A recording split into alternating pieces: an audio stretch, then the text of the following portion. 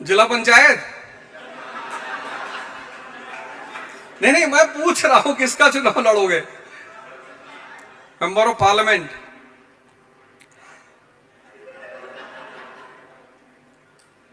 चलो कोई बात नहीं, अच्छी बात है। मैं तो हमेशा ये बात कहता हूं कि जितने पढ़े लिखे लोग हैं उन सबको अपनी पॉलिटिकल भागीदारी बढ़ानी चाहिए।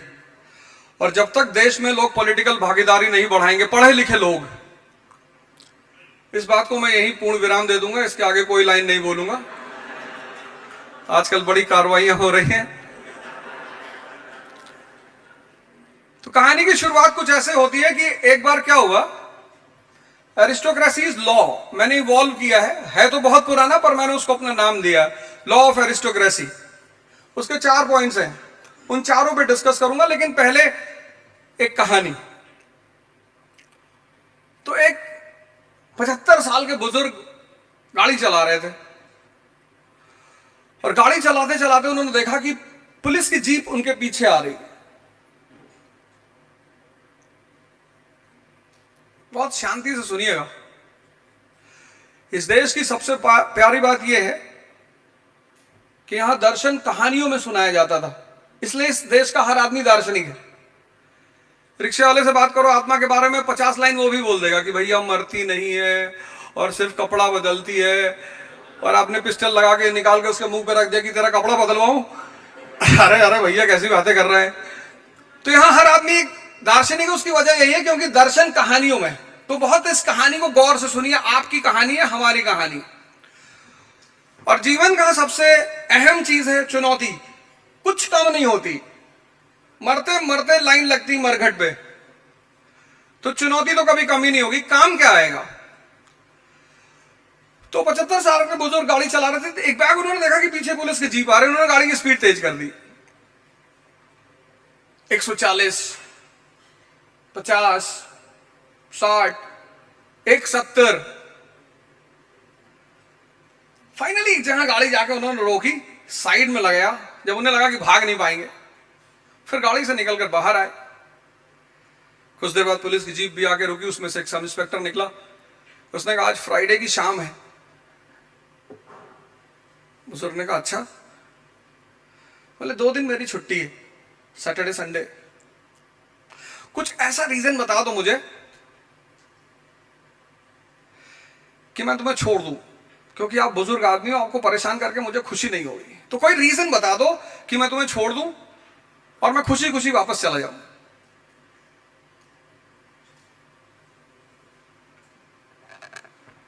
तो उस बुजुर्ग ने कहा कि आज से 20 साल पहले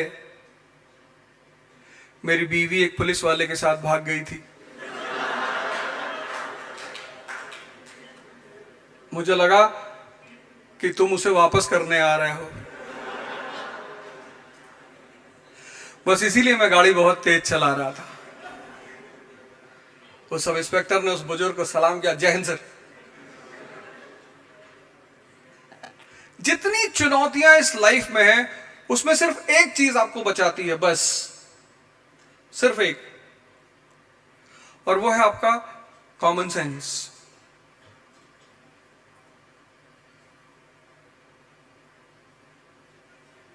अजीब सी चीज है वो। आपने तो हंस कर टाल दिया उस बात को। आपको कहानी सुन के बड़ा मजा आया, अच्छा, बस उसका एसेंस, जहां भी चुनौती है, जहां ये जो आप आए हैं ना 21 प्लस से लेकर 31 प्लस, पहला राउंड जिंदगी में जब आप कुछ बहुत अच्छा बना सकते हो, बहुत प्यारा round, immense energy, immense dream, और न जाने क्या क्या। सबसे प्यारा समय है जिंदगी का ये। और इस प्यारे समय की खास बात यह है कि 2 चीजों को पैरेलली बैलेंस करना पड़ता है, एक कैरियर, एक लाइफ। इस एज की सबसे खास बात यह है, 3 ही पार्ट है जिंदगी में। एक बचपना, वहां एनर्जी बहुत है, समझ नहीं है। छोटे बच्चों को देखो, जितने छोटे हैं उतनी बदमाशी करेंगे, और बहुत बदमाशी। आपके पेट पे आके बैठ गए, कान में उंगली कर दी, बाल खींच लिया, उल्टे सीधे सवाल पूछ ले, पापा हम कैसे पैदा हुए थे?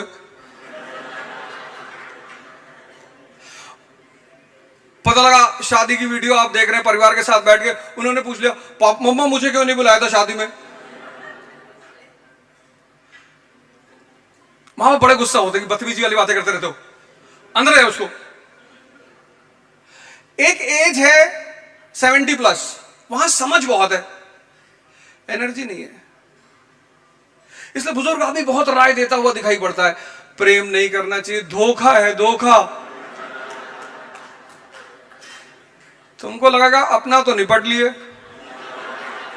और हमसे कह रहे हो धोखा है धोखा। पर बुजुर्ग जो आदमी होता है ना, वो अपनी जिंदगी के अनुभवों को शेयर करना चाहता है, जवानों को बताना चाहता है कि भैया तुम कभी किसी पार्क में जाना, किसी भी, दिल्ली में तो एक से एक पार्क है, जाना जरूर, Buddha garden, this garden, Talkatora garden, information दे रहा हूं।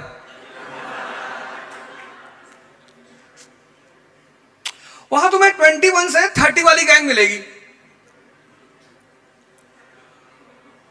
और पेयर्स मिलेंगे, कुछ काबिलाई भी मिलेंगे, मतलब बाहर से आए हुए खाना बदोश 4-5 के झुंड में घूमते हुए, घूरते हुए, लोगों को मौका मिले तो बदतमीजी करके डिस्टर्ब करते हुए। ये वही आक्रमणकारी हैं जो पिछले 2000 साल से भारत की तरफ भागते हैं। इनको बसा बसाया घर किसी का अच्छा नहीं लगता। इनका एक सीधा उद्देश्य होता है जीवन में कि भैया हमें कुछ नहीं हुआ जीवन में तो हम तुमको करने नहीं देंगे। खैर उनसे तो आपको सामना करना ही पड़ेगा, लेकिन आप वहां एक बड़ी अजीब सी चीज देखेंगे। कई बार जो लोग आईएएस की तैयारी करते हैं हमसे बड़े सारे सवाल करते रहते हैं, सर कितने घंटे पढ़े? मैं कहता हूं 28 पढ़ लो। अरे भैया जितना तुम्हारा मन करता है उतना पढ़ो, हमारे कहने से तुम पढ़ोगे? तो कई बार मैं स्टोरीज बताता हूं उन्हें, क्योंकि मेरी नजर में सबसे अच्छा तरीका किसी भी फिलॉसफी को बताने का कहानी है। सबसे अच्छा तरीका कहानी। एक बार एक लड़के ने मुझसे पूछा, सर कितने घंटे पढ़े? मैंने कहा गर्लफ्रेंड है तुम्हारी? बोला नहीं। हमने कहा नहीं बताएंगे। वो बेचारा मैनेजमेंट के पास चला गया, मैनेजमेंट को शिकायत कर दी, मैनेजमेंट ने तुरंत मुझे पेपर में लिखा अर्जेंट बुला लिया। हम समझ गए कोई कांड हो गया है, क्योंकि पिताजी मेरे कहते थे कि जब कर्म कम पड़ने लगे तो कांड करना शुरू कर दो, पर कुछ करो जरूर। तो मैनेजमेंट ने बुलाया, बॉस ने बोला यार ओझा तुम क्या उल्टी सीधी बातें करते रहते हो? मैंने क्या हुआ सर? बोले this guy what listen what this guy is saying. हाँ क्या हुआ? बोला sir my father has sent me to study and this man is saying to have a girlfriend. तो मैंने देखा उसको, मैं कहाँ कर रहा है? हाँ बोला उधर ही है। मैंने कहा उधर कहाँ? बोला पूर्वांचल में। हमने कहा तब ऐसी बातें कर रहे? चलो खैर कोई बात नहीं। तो उसने कहा तुम इसको कह रहे हो गर्लफ्रेंड बनाने के लिए? अरे मैंने कहा नहीं सर, इसने मुझसे पूछा कितने घंटे पढ़े, तो मैंने इससे पूछा तुम्हारी गर्लफ्रेंड है? इसने कहा नहीं। मैं इसको सिर्फ एक एग्जांपल देना चाहता था। ये बगल में तालकटोरा स्टेडियम है, सुबह 8 बजे लोग आते हैं, रात में 8 बजे जाते हैं, वहां कोई टाइम वाइम नहीं पूछता। 12-12 घंटे बैठे हैं, सूरज भगवान से मनाते रहते कि आज मत डूबो बस। जब तुम वहां टाइम नहीं पूछते कितने घंटे बैठे, तो पढ़ने के लिए क्यों पूछते हो? इसी को बोलते हैं थ्योरी ऑफ रिलेटिविटी।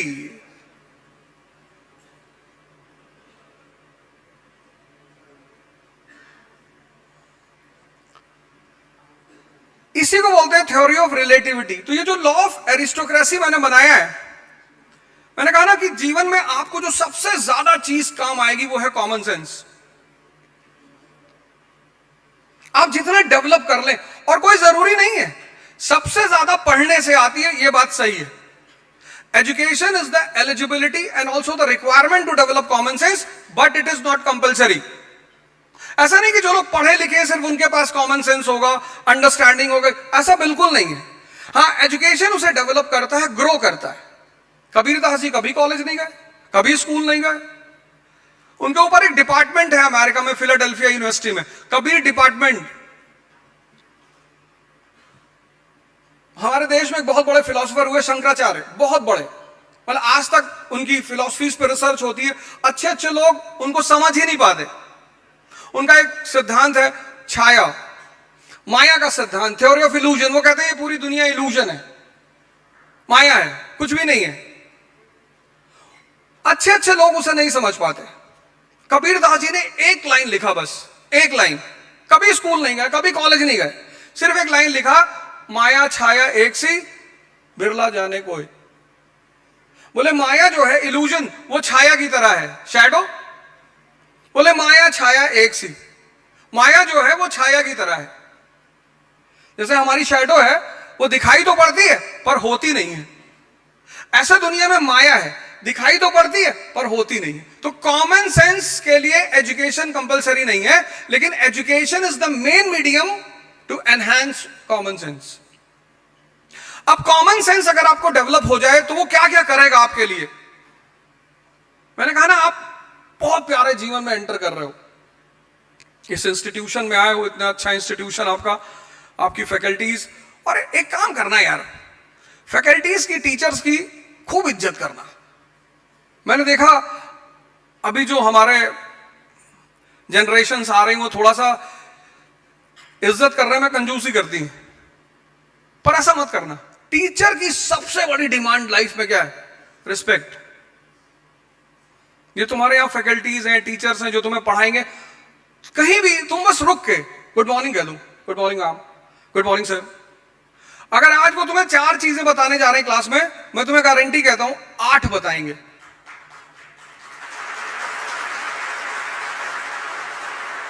और किसी को रिस्पेक्ट देने में क्या जाता है यार, कोई इन्वेस्टमेंट नहीं, कोई खर्चा नहीं। भाई आपका सीनियर, आपका टीचर सामने से आ रहा है, आप रास्ता छोड़ के खड़े हो गए सर।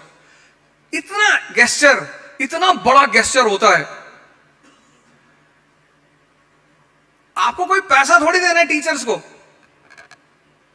सिर्फ एक गेस्चर छोटा सा। आपकी मैम सामने से आ रही, आपने रास्ता छोड़ दिया, वो गेस्चर, और वो गेस्चर आपको पूरी जिंदगी काम आएंगे।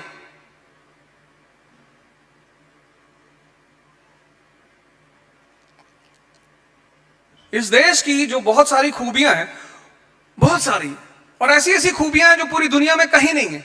उनमें से खूबी है अपने बड़ों को सम्मान देना।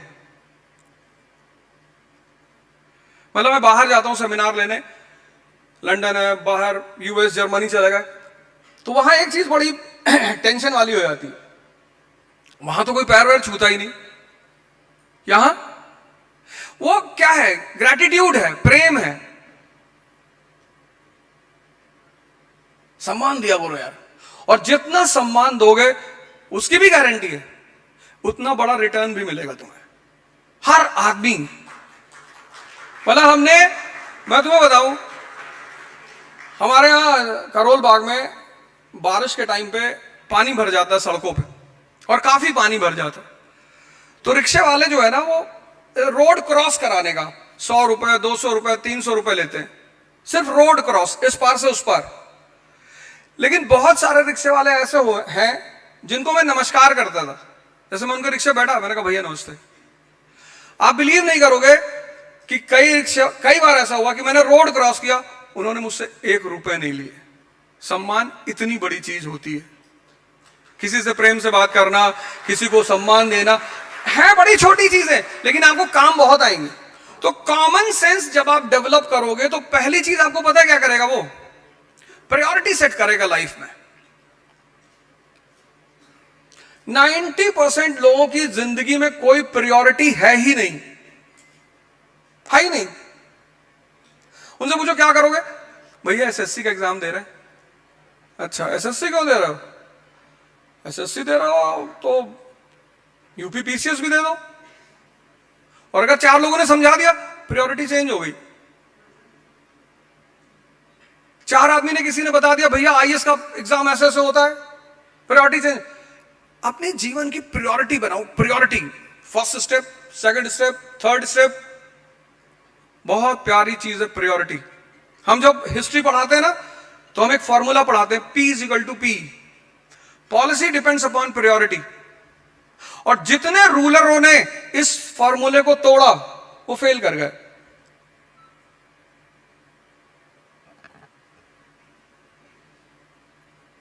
जो भी रूलर होगा वो अगर इस फॉर्मूले को तोड़ेगा, P = P, अब दिल्ली गुजरात, जो भी दिल्ली की गद्दी पे बैठेगा उसको गुजरात चाहिए। पहली बार गुजरात वालों ने दिल्ली पकड़ लिया है, ये पहली बार हुआ है। लेकिन एंशिएंट मेडिवल इंडिया की हिस्ट्री जब आप पढ़ोगे तो जो भी दिल्ली की गद्दी पे बैठेगा उसको गुजरात चाहिए। गुजरात का कनेक्शन किससे है? सेंट्रल एशिया से। सेंट्रल एशिया का कनेक्शन किससे है? वेस्ट एशिया से। और वेस्ट एशिया का कनेक्शन यूरोप। और हमारे देश से बाहर क्या जाता है? Masala. Masala is a tropical fruit. Europe जो है ना वो 4 महीने बर्फ से कवर होता है, नवंबर टू फरवरी पूरा बर्फ से कवर होता है। उस वक्त जॉगिंग नहीं कर सकते, भाग नहीं सकते। खाने के लिए मीट, हाई प्रोटीन लेंगे, यूरिक एसिड बढ़ जाएगी, कोलेस्ट्रॉल बढ़ जाएगा, शुगर बढ़ जाएगी। अब 4 महीने बाहर नहीं निकल सकते। तो हिंदुस्तान का जो मसाला था, हम तो सब्जी में खाते हैं ना, हम तो हर चीज का दुनिया में ज्यादातर चीजों का दुरुपयोग करते हैं। उनके लिए मसाला मेडिसिन थी। और उसमें भी एक सबसे कीमती मसाला सिनेमन, दालचीनी बोलते हैं हम उसे। दालचीनी एक ऐसा मसाला था जो सिर्फ सोने के बदले में बेचा जाता था, मतलब हम उसके बदले में और कुछ लेते ही नहीं थे, ओनली गोल्ड। तो यूरोप हमसे इंपोर्ट करता था मसाला और सिल्क। इसलिए चाइना से एक रोड जाती है, China, Central Asia, West Asia, उसको बोलते थे सिल्क रूट। तो ज्यादातर वहां पे लड़ाइयां होती रहती थी। तो हम उन लड़ाइयों से बचने के लिए गुजरात वाला रास्ता पकड़ते थे। दिल्ली से गुजरात, गुजरात से ईरान, ईरान से सऊदी अरेबिया, सऊदी अरेबिया से यूरोप, ये हमारा रास्ता था। और दिल्ली और गुजरात के बीच में राजस्थान। आप में से बहुत सारे लोग गुजरात गए होंगे। तो जब आप दिल्ली से गए गुरुग्राम, गुरुग्राम से अलवर, अलवर से जयपुर, ऐसा ही गए होंगे ना। तो दिल्ली से अगर आप गुजरात जाएंगे तो कंपल्सरली आपको बीच में पड़ेगा राजस्थान। राजस्थान डेजर्ट, लोग वॉरियर, लड़ना उनका शौक है। अब लड़ाई जिसका शौक हो उसको क्या हराएंगे आप? पढ़ाई जिसका शौक बन जाए, डॉक्टर B.R. अंबेडकर, जब उन्होंने अपनी लाइब्रेरी खोली डॉक्टर B.R. अंबेडकर ने मुंबई में, तो उनकी अपनी किताबें थी 50,000 अपनी। वो भी कब? जब 1916 में उन्होंने लंदन से अपनी किताबें इंडिया भेजी। 1916 फर्स्ट वर्ल्ड वॉर चल रहा था, तो जर्मनों ने उस जहाज को डुबो दिया। 50,000 65,000 के आसपास किताबें डूब गई। तब 50,000, उनकी अपनी लाइब्रेरी में 50,000 किताबें, अपनी किताबें, किसी से मांगी हुई नहीं। और उन 50,000 किताबों ने उस आदमी को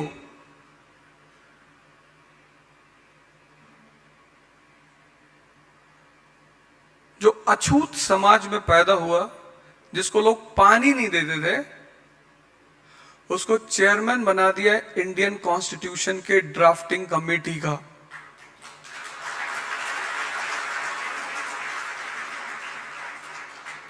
तुम किसी चीज को अपना शौक तो बनाओ।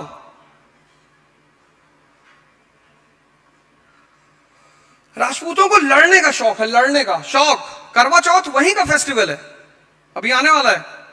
अब तो पैन इंडिया हो गया DDLJ की वजह से, दिलवाले दुल्हनिया ले जाएंगे, वरना वो बेसिकली राजस्थान का फेस्टिवल है। दशहरे के बाद कंपलसरी था राजपूतों के लिए कि वॉर पे जाएंगे, कंपलसरी। और जब वो वॉर पे जाएंगे तो उनकी पत्नियां व्रत रखेंगी अपने आदमी की लंबी उम्र के लिए। ये राजस्थान का फेस्टिवल है। और राजपूतों ने सबको परेशान किया। इल्तुतमिश, बलबन, अलाउद्दीन, शेरशाह, सबको, कोई ऐसा था ही नहीं जिसको परेशान न किया हो। अकबर दिल्ली की गद्दी पर बैठा, राजपूतों ने अकबर को भी परेशान किया और बहुत परेशान किया। शौक ही है लड़ना। तो अकबर ने बीरबल से पूछा कि बीरबल क्या चाहिए राजपूतों को?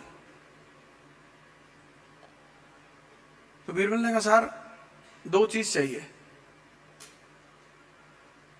बोले क्या? बोले सर एक इज्जत चाहिए। बोला दे दो, बोरे में भर के दे दो।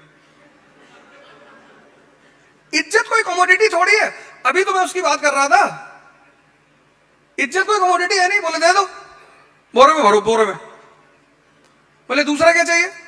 बोले साहब दूसरा इनको लड़ाई कर रहे हैं साहब। बोले यार ये तो और अच्छी बात है, पोस्टिंग करो इनकी अफगानिस्तान। तो मान सिंह को बना दिया काबुल का गवर्नर।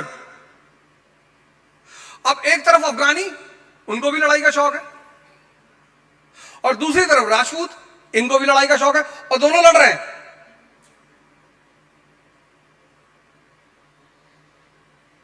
और अकबर